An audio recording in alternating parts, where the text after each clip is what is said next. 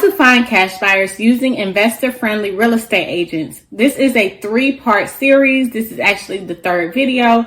If you missed the first video, I was actually cold calling real estate agents to see if they had a network of cash buyers. In the 2nd video, I was actually showing you how to find cash buyers through agents on Facebook. In part 3 of this video, I will be showing you how to find cash buyers through real estate agents using your network. But if you haven't watched part 1 and part 2 of this video, I will provide the links above. Before we get started, you know what to do. Go ahead and click that subscribe and like button. Share this video at the end and join the family.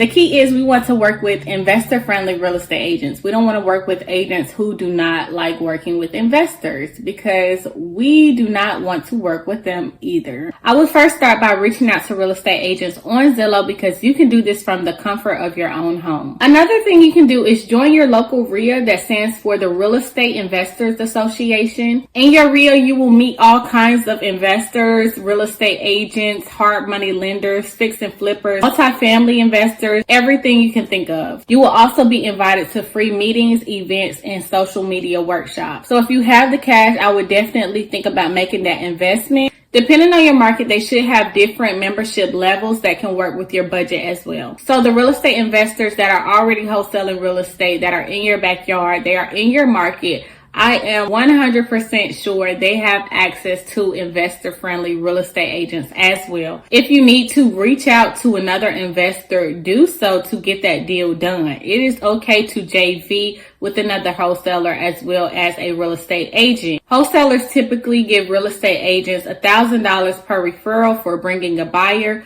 or they will give them 3% of each deal that they help close on. Negotiating the price of what the realtor should get is totally up to you and that realtor. Then you can put it in writing inside of your JV contract. The terms are totally up to you, and whatever you decide, just make sure you put it in writing. If you can think of other ways to connect with real estate agents to find cash buyers, then drop them in the comments. I'm very eager to learn new ways of how to go about things. So if this video provided value, feel free to subscribe, like, and share, and I will see you all in my next video.